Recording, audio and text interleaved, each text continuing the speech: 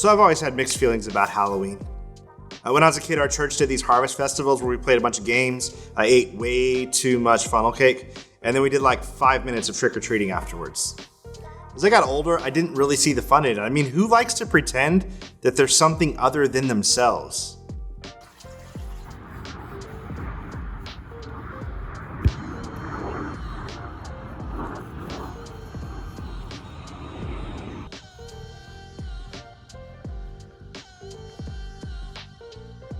Right kind of food to eat.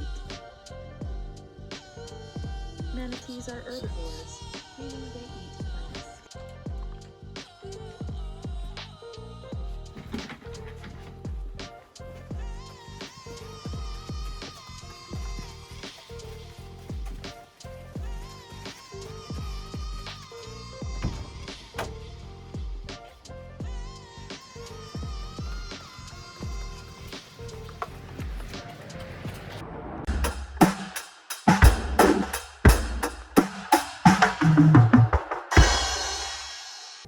Okay, maybe I see the attraction.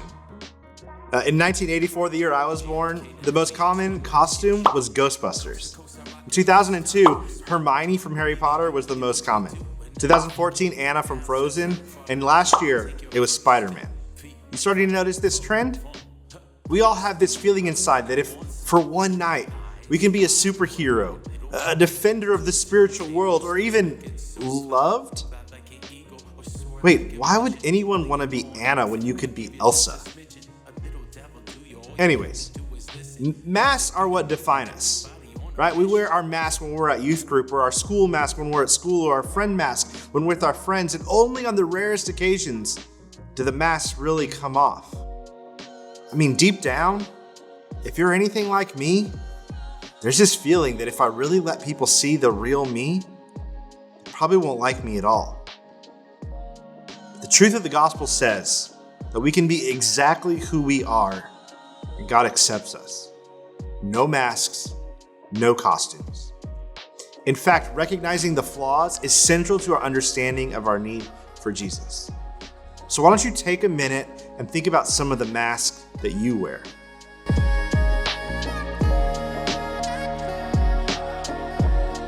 Over the past few weeks, we've been talking about how God created the world, and how God created the world we live in, but formed us and breathed life into us and made us in his image. But this world was short-lived because our desire to take the authority away from God caused sin. And that sin causes pain, suffering, death, and ultimately separation from our Creator God. But God was not content with leaving us in this mess that we created. He sent himself, Jesus, to bring light to a dark world. But even though Jesus was here, it didn't stop us from trying to wear masks or costumes around him. So let's read a story about a woman who continued to wear a mask in front of Jesus.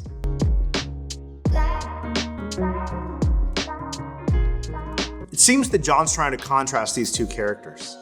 Right? Nicodemus wore this religious mask. He's done all the right things by all appearances. He's righteous.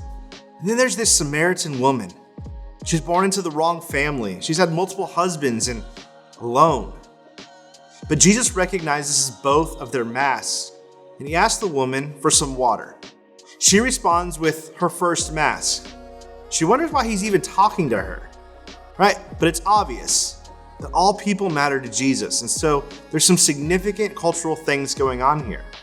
Let me oversimplify this. A Jewish man who is righteous by appearance should not be speaking to a Samaritan woman in public, really, at all. But Jesus likes breaking these cultural rules, so he does it anyway. And he responds by saying, if you knew the gift of God and who it is that is saying to you, give me a drink, you would have asked him, and he would have given you living water. So the tables have turned. Jesus first asked for water, but now offers her water. But not well water that's been sitting with birds dropping little presents in it and bugs swimming around. He doesn't offer water that needs to be boiled to be safe to drink and cooled so it's refreshing. He's offering living water. This is like cold, fresh spring water. So she responds with, well, where can I get this water? I mean, think about the gravity of this. If he's offering her water that never runs out and water that quenches thirst, this woman, shunned by her whole community, would never have to come to the well again. She wouldn't have to go out of her way to mask herself in her community. In fact, maybe this water is her way out of hiding. And so she says, "Sir, please give me this water." But Jesus responds by asking her to remove her mask. He sees the real her, and he asks her to reveal herself also. He asks her to call her husband, but she says she doesn't have one at the moment. So he says, "You are right in saying you have no husband, for you have had 5 husbands, and the one you now have is not your husband. What you have said is true." All right, but this woman is not willing to give up so easily. She covers her shame again by deflecting to other questions. She responds by asking him a question that takes the focus off of her. But in his response, Jesus draws her in. He says, "You worship what you do not know. We worship what we know, for salvation is from the Jews. But the hour is coming and is now here when true worshipers will worship the Father in spirit and truth. For the Father is seeking such people to worship him. God is spirit, and those who worship him must worship in spirit and in truth." Right? Worship without mask on. And with that, Jesus invites her into unmasked worship. He invites her to come to God without the right family, without the right history, without the masks. And so she responds with, "We know the Messiah is coming, and when he comes, he will tell us how to worship." And Jesus responds with a powerful statement. All right, if you read it in most English Bibles, it'll say, "I who speak to you am he." But it doesn't make grammatical sense if you read it the way it was written. If you know the book of Exodus, it makes much more sense. It would have read, "I who speak to you, I am."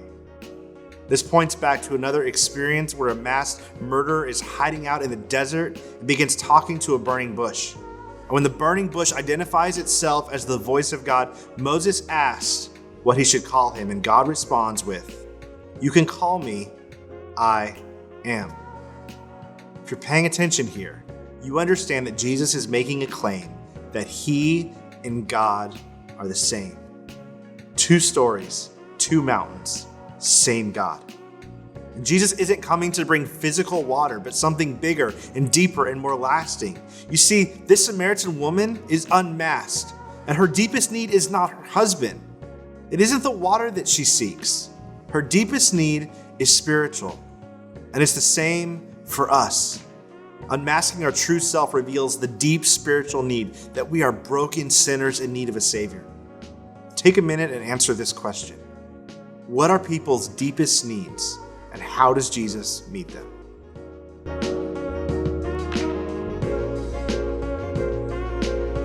And so how do we know that this is true? Well, let's keep reading. Take a minute and read John 4, 27 through 30, and then jump forward to 39 through 42.